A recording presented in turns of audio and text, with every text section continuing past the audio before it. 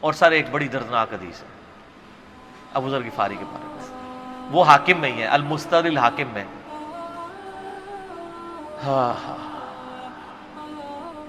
غزوہ تبوک آپ کو پتا ہے ایک ایسا غزوہ تھا جس میں جو شرکت نہیں کرے گا وہ منافق ڈکلیئر ہوگا. قرآن میں فتویٰ آ گیا تھا. اس سے پہلے کبھی نفیر عام نہیں تھی، یہ پہلا اور آخری موقع تھا، کیونکہ رومن امپائر سے ٹکرانا تھا، سپر پاور تھی دنیا کی، 1.5 لاکھ کی فوج لے کے کیسرے روم بارڈر پہ آ گیا تھا عرب کے. تو نبی علیہ السلام نے اناؤنسمنٹ کی کہ بھئی اب سب نے جانا ہے، جو نہیں جائے گا منافق شمار ہوگا، الا یہ کہ کسی کے پاس ریسورسز نہ ہو، یا کوئی مریض ہو، یا کوئی عورت ہو، یا کوئی معذور ہو. منافقین آگے بہانے کر رہے تھے، کچھ سادہ لوگ مسلمان بھی اس کا حصہ بن گئے. بخاری مسلم میں 3 اصحاب کی توبہ کا واقعہ بھی موجود ہے، وہ بھی میری ویڈیو ریکارڈڈ ہے. تو کعب بن مالک کی رضی اللہ تعالیٰ عنہ علیہ السلام، تو کچھ لوگ جو ہے وہ یعنی اپنے ان معاملات کی وجہ سے کچھ پیچھے بھی رہ گئے. تو المستدرک الحاکم میں آتا ہے کہ صحابہ کرام کہتے ہیں کہ ہم نبی علیہ السلام کے ساتھ سفر پہ نکلے نا جب، تو نبی علیہ السلام کو آ کے کوئی بتاتا تھا، کہتا تھا یا رسول اللہ وہ جو فلاں بندہ تھا نا وہ بھی کوئی نہیں آیا، پیچھے رہ گئے. تو آپ علیہ السلام پرواہ نہیں کرتے تھے. پھر بتایا گیا یا رسول اللہ وہ بھی کوئی نہیں، یعنی جڑے نعرے مارتے سن اچے اچے، جدو اتنے کسی دسایا جائے گا سر وہ تو پکا جڑا یار ہے بیلی وہ بھی کوئی نہیں تھے. تو حضور علیہ السلام کو لوگ نا فیڈ بیک دیتے یا رسول اللہ وہ بھی غائب ہے، وہ بھی نہیں آیا. اب 30,000 کے لشکر میں آپ نے کوئی ریکارڈ تو نہیں رکھا تھا، رجسٹر تھا، لیکن کدھر 30,000 بندوں میں کدھر کوئی رکھ سکتا ہے صاحب اس طرح. یا رسول اللہ وہ بھی رہ گیا، وہ بھی. تو حضور علیہ السلام کہتے تھے ٹھیک. آپ فرماتے تھے اللہ چاہے گا تو آ جائے گا، نہیں آئے گا تو نہیں آئے. تو کسی نے کہا کہ وہ ابو ذر غفاری بھی پیچھے رہ گئے. آیا اور ابو ذر کو اس کے اونٹ نے روک لیا. اونٹ ہی نہیں اٹھ رہا تھا نا سر، وہ آپ کو گاڑی تو نہیں ہے نا جو سٹارٹ کر لیں گے آپ. اونٹ چلنے سے انکار کر دیں، کوئی کر سکتا ہے؟ اور سر سفر کتنا ہے؟ 700 کلومیٹر. 700 کلومیٹر کا ریگستانی سفر آج کے دور میں بھی کرنا مشکل ہے. سائیکل پہ نہیں آپ کر سکتے، پیدل تو آپ سوچ بھی نہیں سکتے. اونٹ کے بغیر کیسے ہو سکتا ہے؟ جس میں آپ کو اونٹ اس لیے بھی ضروری ہے کہ اس کے اوپر آپ نے سامان لادنا ہے. پانی نہیں راستے میں پینا، ریگستان میں تو کئی کلومیٹرز تک کچھ بھی نہیں ہوتا، بھوکے پیاسے مریں گے. پھر آپ قافلے سے بھی جدا ہیں. تو ابو ذر غفاری کوشش کرتے رہے کس طریقے اونٹ، اسی دوران قافلہ نکل گیا آگے، تو وہ اونٹ اٹھا ہی نہیں ہے. تو حضرت ابو ذر غفاری نے اپنا سامان اپنی پیٹھ پہ لاد لیا، پیدل چل پڑے ریگستانی سفر میں. حاکم کی روایت ہے کہ ہم نے دیکھا دور سے ایک اکیلا شخص آ گیا جس کی پیٹھ کے اوپر بورا لدا ہوا ہے. تو نبی علیہ السلام کی آپ محبت دیکھیں، آپ نے فرمایا کہ تو ابو ذر ہو جا، یعنی جو آنے والا شخص ہے تو ابو ذر ہو. یعنی حضور نے خواہش کا اظہار کیا. آپ کو نظر تو نہیں آ رہا تھا یہ کون آ رہا ہے، آپ کی محبت، آپ کو پتا تھا ابو ذر غفاری نہیں رہ سکتا پیچھے. تو صحابہ کہتے ہیں آپ نے فرمایا تو ابو ذر ہو جا. تو صحابہ کہتے ہیں تھوڑی دیر بعد جب وہ قریب آئے تو ہم نے پہچان لیا ابو ذر غفاری ہیں. تو جب ہم نے پہچان لیا نا تو حضور علیہ السلام نے ان کے پہنچنے سے پہلے آپ نے فرمایا ابو ذر کو دیکھو اکیلا آ رہا ہے،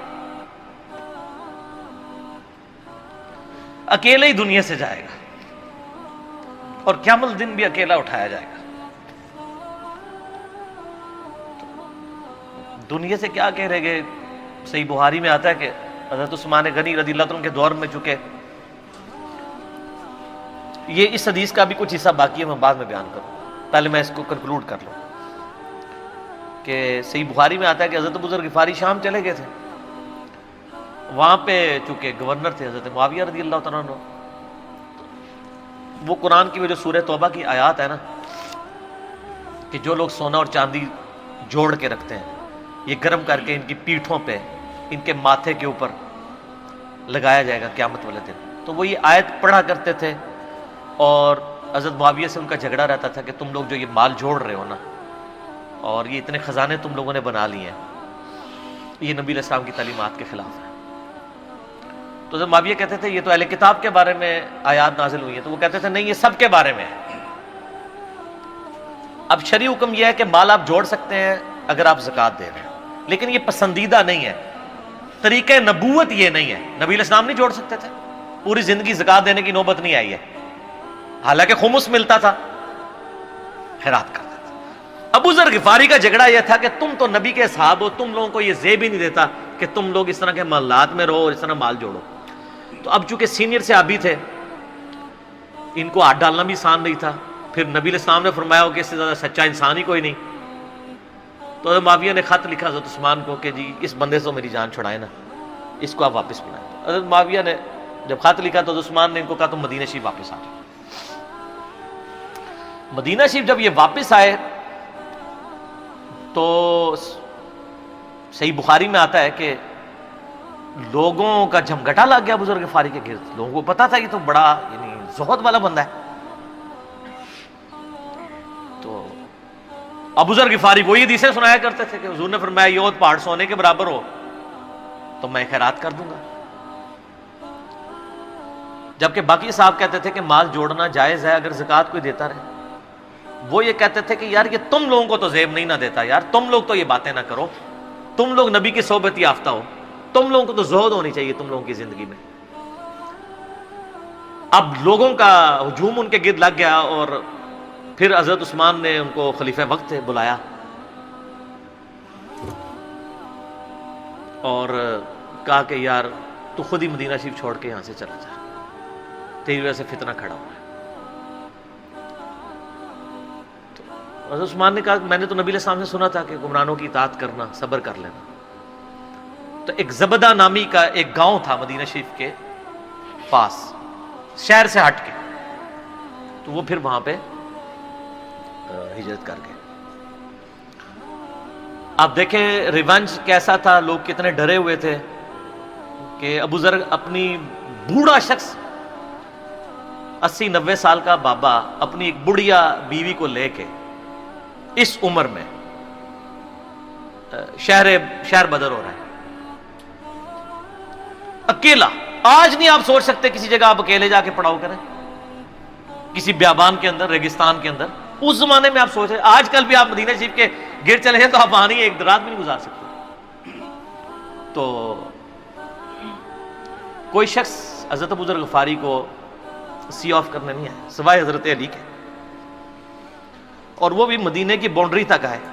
ان کو پتا تھا ان کے سٹانس کے بارے میں, اور حضرت علی نے ان کو جب سی آف کیا تو کہا کہ میں چونکہ حکمران وقت کی اطاعت کا پابند ہوں, میں مدینے کی باؤنڈری سے باہر نہیں جاؤں گا. اگر مجھے کوئی اس طرح کا یعنی حکم اجازت مل جاتی تو میں تیرے ساتھ جاتا. ایران والوں نے حضرت علی علیہ السلام کے زندگی کے آخری 10 سال کے اوپر ایک فلم بنائی ہے, امام علی علیہ السلام. اس میں ابو ذر غفاری کے سارے واقعات انہوں نے فلمائے ہیں سر, دیکھنے والے. جب مولا علی چھوڑنے آتے ہیں, پھر جو ان کی ڈیبیٹس ہوتی ہیں مدینہ شریف میں لوگوں کے ساتھ, وہ ساری انہوں نے ویڈیو میں فلما دی. پھر یہ چلے گئے وہاں پہ رہنا شروع ہو گئے. اب اس حدیث کی طرف واپس آ جائیں جو فرمایا آپ علیہ السلام نے اکیلے ہی مرے گا. تو ابو ذر غفاری, اس حاکم کی روایت میں آتا ہے ابو ذر غفاری کی موت کا وقت قریب آ گیا, صرف بیوی ہے پاس. بیوی نے رونا شروع کر دیا کہ حضرت آپ فوت ہو گئے, آپ کو کفن کون دے گا, آپ کو غسل کون دے گا, آپ کو دفنائے گا کون, میں عورت ذات کیا کر سکتی ہوں. حضرت ابو ذر نے کہا کہ نبی علیہ السلام سے میں نے سنا تھا کہ تو اکیلا مرے گا, پھر مسلمانوں کا ایک قافلہ وہاں سے گزرے گا جو تجھے کفن دے کے دفنائے گا اور جنازہ بھی پڑھے گا.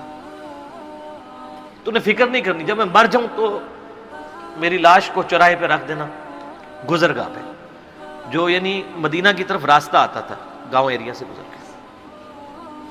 اللہ میرا بندوبست کر دے گا.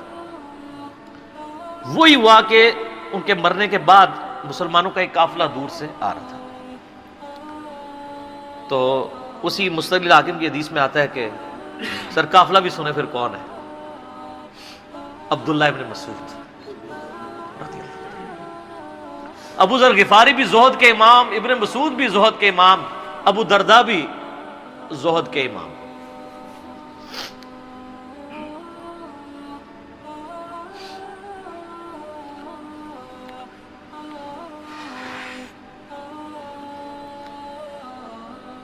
ابن مسعود رضی اللہ تعالیٰ عنہ جب وہاں پہ رکے، ان کو تو نہیں پتا تھا یہ کون ہے، تو انہوں نے کہا بی بی کیا ہوا؟ ان کا میرا خامند مر گیا ہے. ان کا یہ کون ہے؟ تو انہوں نے کہا ابو ذر غفاری. عبداللہ ابن مسعود کی چیخ نکل گئی، چیخ ماری انہوں نے. ان کا واہ. اللہ کے نبی نے فرمایا تھا کہ ابو ذر اکیلا آ رہا ہے تبوک کے موقع پہ، دنیا سے بھی اکیلا جائے گا، اور قیامت والے دن بھی اکیلا اٹھایا جائے گا. یعنی اب اسی سرزمین سے ہی اس نے اٹھنا ہے نا، ہر بندے نے اپنی قبر سے اٹھنا ہے. یعنی وہ مسلمانوں کے قبرستان میں بھی دفن نہیں. ایک یہ جو مزار کی رٹ لگائے پھرتے ہیں، میں ان سے پوچھتا ہوں تمہارے بابوں کی کیا اوقات ہے؟ ابو ذر غفاری کا مزار دکھاؤ کدھر ہے. جو اس روئے ارض پہ نیلی چھتری کے نیچے سچا ترین انسان جس کو اللہ کے نبی کہہ رہے ہیں، اس کا کوئی مزار نہیں ہے. غریب المتنی میں مرا ہے، اس کی قبر بھی ایسی جگہ ہے جہاں مسلمانوں کے پاس قبریں بھی کوئی نہیں ہے. ایک ریگستان میں اکیلی قبر ہے، اس قبر کا بھی کسی کو نہیں پتا، اس پہ کوئی مزار بھی نہیں ہے، اور قیامت دن بھی اکیلا اٹھایا جائے گا. یعنی قیامت تک وہاں پہ کوئی قبرستان بھی نہیں بنے گا. ظاہر نبی علیہ السلام کی یہ بھی خبر ہے، تو کیا وہ ناکام ہو گیا اگر مزارات ہی دلیل ہے کامیابی کی؟ تو عبداللہ ابن مسعود رضی اللہ تعالیٰ نے ان کو غسل دیا، کفن دیا اور دفنا دیا. یہ پوری ڈیٹیلز آپ کو المستدرک الحاکم میں مل جائیں گے. تو ابو ذر غفاری ان چند شخصیات میں سے ہیں جن میں پوری امت کا اتفاق ہے ان کی نیکوکاری کے اوپر. شیعہ بھی ان کو بہت رسپیکٹ دیتے ہیں، اہل سنت بھی دیتے ہیں، صوفیاء کے ہاں بھی ان کو امام مانا جاتا ہے زہد کی وجہ سے. آپ تصوف کی جتنی کتابیں پڑھیں، چاہے امام غزالی کی ہوں، رسالہ قشیریہ پڑھیں، اور لوگوں کو بھی پڑھنا شروع کریں، تو ابو ذر غفاری آپ کو زہد کے امام کے طور پہ ملیں گے کہ ان کی زندگی میں یعنی یہ زہد تھا کہ انہوں نے کس طرح کی زندگی گزاری ہے. سر لوگ مجمع میں مرتے ہیں، ان کو یاد کوئی نہیں کرتا. اور ابو ذر غفاری کو آج بھی دنیا یاد کر رہی ہے، ہم بھی یاد کر رہے ہیں رضی اللہ تعالیٰ عنہ علیہ السلام.